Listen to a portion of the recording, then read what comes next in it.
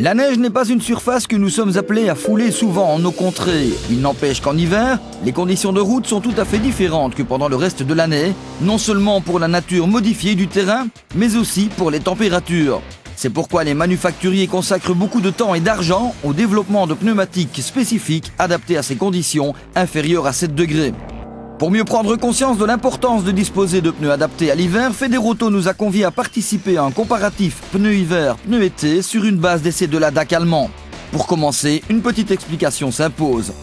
Un pneu hiver se caractérise d'abord par une composition de gomme spécifique, plus souple, donc montant mieux en température et de ce fait offrant une meilleure adhérence.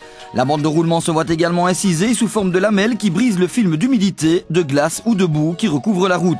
Enfin, le profil est quant à lui plus ouvert pour une meilleure évacuation.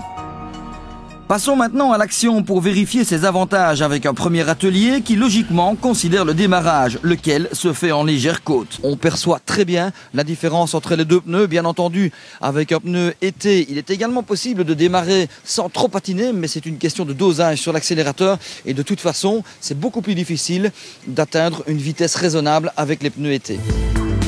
Une fois démarré, il convient alors de trouver l'adhérence. Le moniteur nous explique le but de ce nouvel exercice qui met les deux types de pneus en concurrence.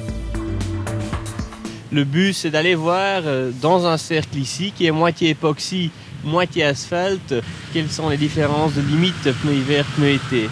Comme vous voyez, le pneu été à 40, il décroche et le pneu hiver à 40, il tourne encore super bien. Plutôt éloquent, tout aussi concluant sera l'exercice suivant que nous explique également le moniteur.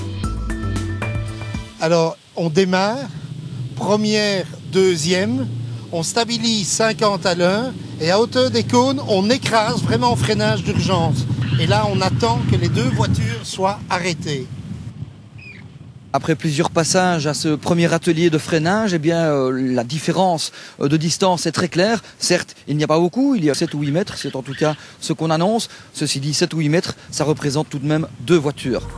L'atelier suivant, qui consiste à éviter des obstacles avant d'aborder une courbe relativement serrée, va faire tomber certains préjugés, négligeant trop souvent l'importance des pneus.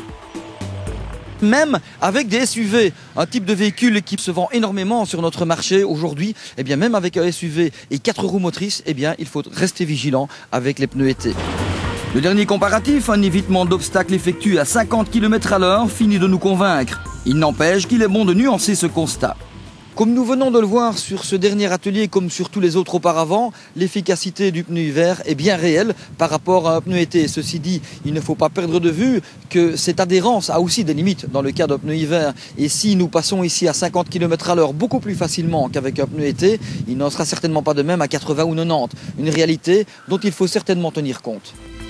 Une autre réalité est à méditer, la vigilance. Plus que jamais, des mauvaises conditions climatiques doivent inciter à la prudence. Imaginez qu'à 50 km à l'heure seulement, on parcourt 14 mètres à la seconde. Avant même de considérer l'efficacité d'un pneumatique, une demi-seconde de réaction, autant dire 3 fois rien, vaut donc 7 mètres de retard. Suffisant pour ne pouvoir éviter l'obstacle. Voilà qui ne fait que renforcer l'intérêt de prévoir de bonnes montres pneumatiques, d'autant que le supplément de prix reste modéré. 30 € pour sensiblement améliorer motricité, tenue en courbe et surtout freinage. Bref, sa sécurité et celle des autres, voilà qui mérite réflexion.